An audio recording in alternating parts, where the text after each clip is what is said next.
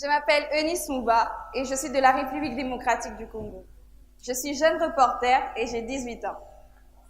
Je tiens premièrement à vous dire que cette plateforme d'Africa Dialogue est une occasion exceptionnelle pour moi de faire un plaidoyer en faveur des enfants de mon pays, mais également en faveur de beaucoup d'autres d'Afrique. Il m'est certes arrivé de déjà représenter mon pays au Forum panafricain de l'enfant à Addis Abeba, précisément à l'Union africaine, mais aussi à Bujumbura pour le Forum de l'espoir, mais cette occasion est tout autre. Et j'aimerais vous partager le témoignage d'une personne dont j'ai fait la connaissance. Cette personne s'appelle Eric. Eric est un jeune garçon qui a 16 ans. Mais sa particularité est que Eric se trouve dans un centre de rééducation qui se trouve dans la prison centrale de Makala dans mon pays. Alors, j'y suis allée pour connaître la perception qu'il avait par rapport à l'éducation en RDC. Malheureusement, Eric ne sait pas en vrai qu'est-ce qu'est l'école, parce qu'Eric n'a même pas atteint la 3e primaire. Quand il est né, quelques mois après, sa maman est morte. Et avant qu'il ne sache parler, c'est son papa qui y est passé. Alors, son tuteur l'a pris en charge, mais l'éducation d'Eric n'était pas une priorité pour lui.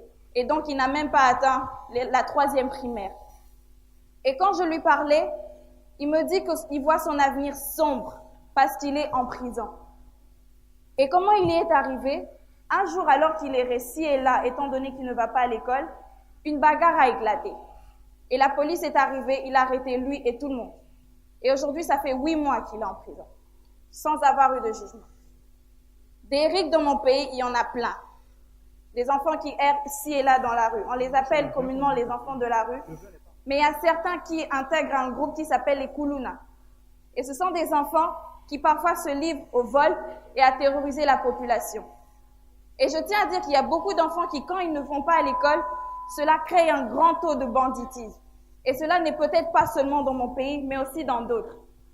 Mais face à cela, nous pouvons démontrer la force transformatrice de l'éducation, parce qu'elle en a une. Et j'ai une preuve vivante, étant donné que l'éducation peut transformer le fils d'un paysan en une personne hautement placée dans la société. Je connais un monsieur, il s'appelle monsieur Yves. Alors lui aussi est ci et là. Il y avait des marchés dans lesquels il vendait des sachets d'eau ainsi que des samoussas. Et avec le peu d'argent qu'il avait, il a fui la misère de sa maison et il s'est décidé de se donner quelques mois à l'école en informatique. Et avec cette formation, une dame l'a remarqué et l'a mise dans son école où il a pu profiter des cours qu'il y avait pour les autres élèves.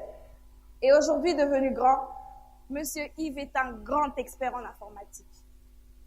L'éducation est l'arme la plus puissante que l'on puisse utiliser pour changer le monde.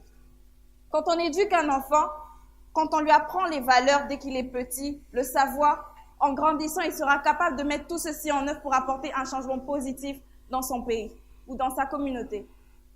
Aujourd'hui, je suis là devant vous, mais Eric aurait pu être là. Moi, je suis allée à l'école, pas Eric, parce qu'il n'a pas eu cette chance. Et il aurait même pu avoir une autre fille, mais elle ne peut pas être là, parce que beaucoup de filles dans mon pays ne vont pas à l'école à cause de la discrimination de genre. Beaucoup de parents pensent que les garçons ont plus de chances que les filles, mais lorsqu'on pose la question sur base de quoi vous dites ça, aucune réponse. Et beaucoup de filles en sont victimes. Environ 9 millions de filles dans la région subsaharienne de l'Afrique n'iront jamais à l'école. Pourquoi? Parce qu'il y a un manque de volonté. Je m'explique. Beaucoup d'institutions visent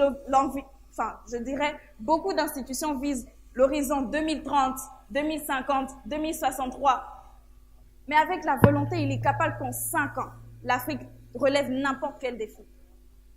Avant de venir ici, dans la région est de mon pays, à Beni, il y a un conflit présentement. Mais un enfant a eu le courage de m'écrire et m'a dit « Moi, je veux aller à l'école ». La Convention internationale aux droits de l'enfant dit en ses articles 28 et 29 que chaque enfant a le droit d'aller à l'école, et ce, sur les bases d'égalité de chance. Alors je soutiens que rien ne justifie qu'un enfant n'aille pas à l'école, que ce soit son sexe, son état de santé, ou même la zone dans laquelle il se trouve.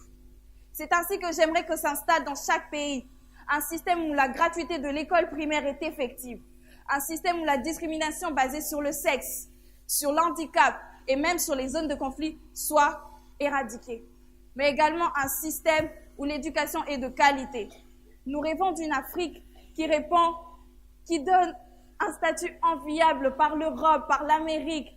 Mais comment cela se fera-t-il sans une éducation de qualité?